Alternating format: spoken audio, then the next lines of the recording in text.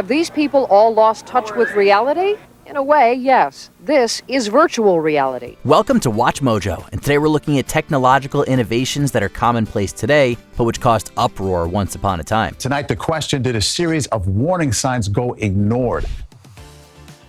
Trains. With about 7 horsepower, this machine could probably do about 5 miles an hour. The invention of trains revolutionized transportation and then the world. But at the dawn of the Industrial Revolution, people thought that trains were dangerous for some unconventional reasons. Most of these reasons concern the safety of female passengers. According to one anthropologist, Genevieve Bell, in the early days of train travel, it was thought that a woman traveling at 50 miles an hour inside a train was at risk of her uterus flying out of her body. You were also potentially in danger of melting.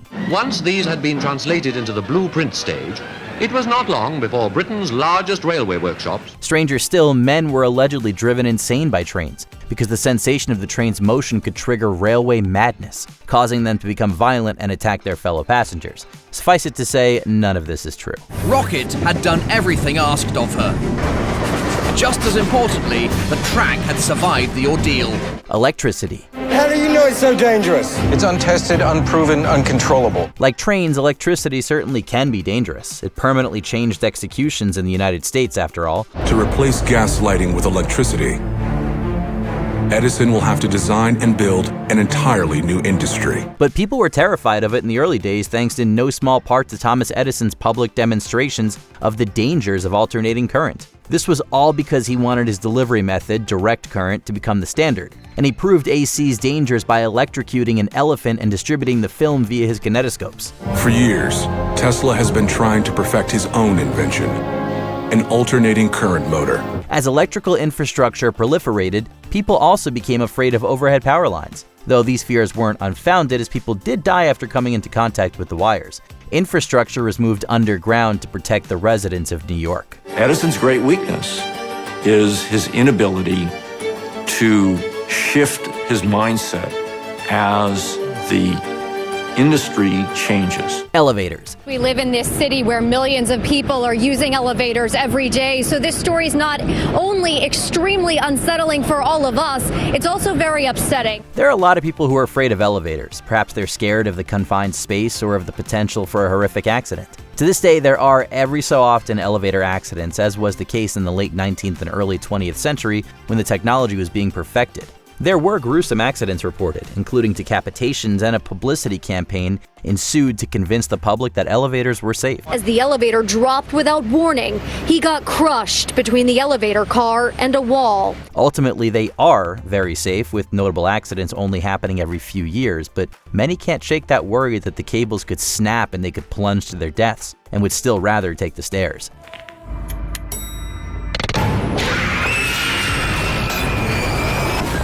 The Telegraph. When text messaging took off in the late 90s and early 2000s, there was plenty of hand-wringing about how the use of abbreviations and acronyms could cause the erosion of proper spelling and grammar. But these fears weren't new and were expressed over 100 years previously in an 1889 issue of London Spectator magazine. It was claimed that the short, simple messages the Telegraph favored would, quote, deteriorate the intelligence of all to whom the Telegraph appeals, end quote. It's telling that there was also some anxiety that rapid communication could lead to the demise of newspapers and magazines. The Telegraph was ahead of its time, though, with some enterprising users even developing emoticons in the late 1800s.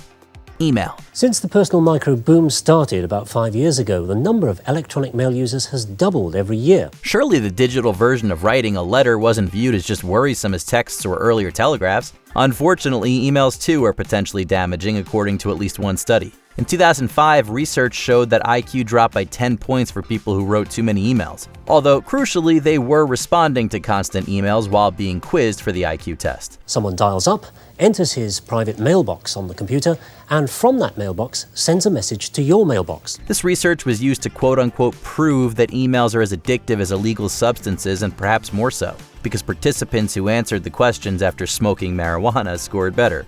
Overall, email doesn't seem to have made humanity collectively less intelligent, though there is something to be said for the stress of being available 24/7. And it isn't doing anything. It really is in a bad state, which means I'm going to have to try and get out of this and re-log in again. Radio. People stayed at home to listen to their favourite shows or throw wireless parties to listen with others. It caused many moral panics, including many claims that exposure to radio waves can cause cancer since cell phones became widespread.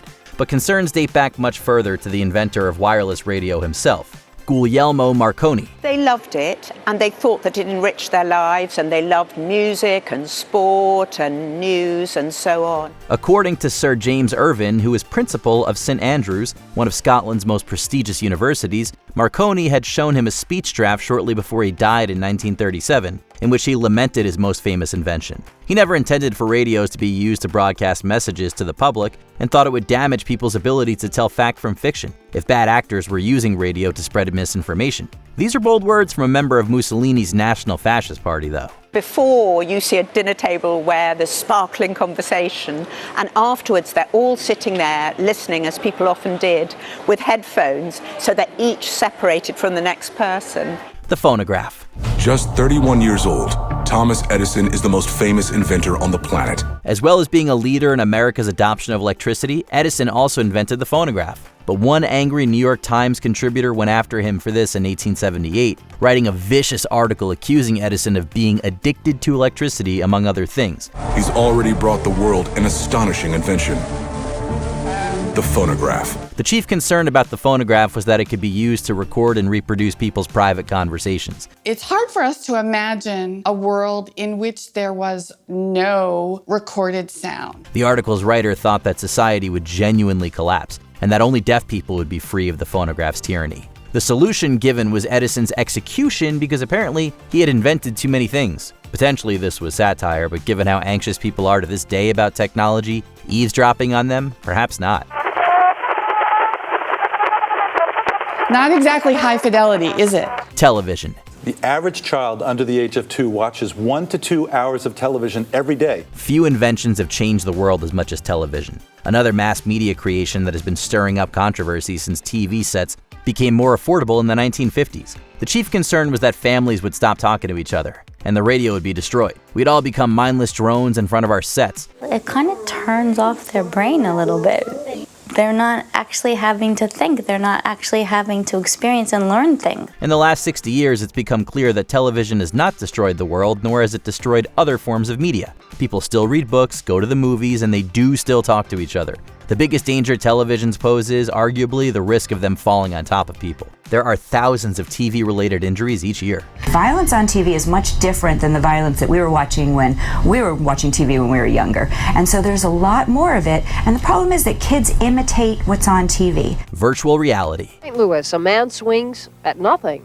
In a North Carolina lab, a man bends to look at nothing. Every year we hear that soon everything will be VR and we'll all live entirely in the metaverse. Well, this still hasn't happened, but people were banging the drum of VR anxiety all the way back in the 1990s. There was a CBS News item in 1992 that wondered what stopped people used to playing violent VR games from mimicking those violent acts in real life. For instance, it looks like I'm surrounded by animation, but I'm not. This is just a studio effect, like this park, downtown traffic, and this video game. This is, of course, closely related to the moral panic around whether video games cause violent behavior, something there's also no evidence for. The other fears about VR and AR, that it might lead to accidents by distracting people or could lead to privacy violations, are more immediately concerning. When players look over their shoulders, the computer shows them what's sneaking up behind them. She hit me! And you feel like you're actually there. Before we continue, be sure to subscribe to our channel and ring the bell to get notified about our latest videos. You have the option to be notified for occasional videos or all of them. If you're on your phone, make sure you go into your settings and switch on notifications.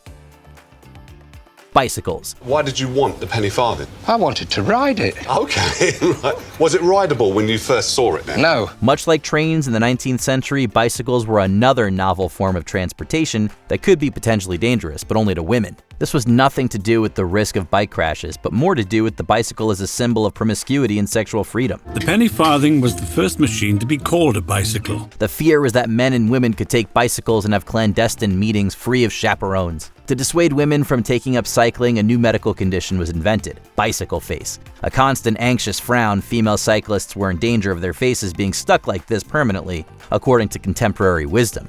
Obviously, this has absolutely no basis in fact. I can't even imagine what it must be like riding this. You must be up super high. Yeah, when you're riding it, your head's 9 feet in the air. Let us know in the comments which of these frightening inventions you can't live without. The kids that use our system say, I'm not going back to a flat screen after this. Everything else is wasted. I mean, this is it.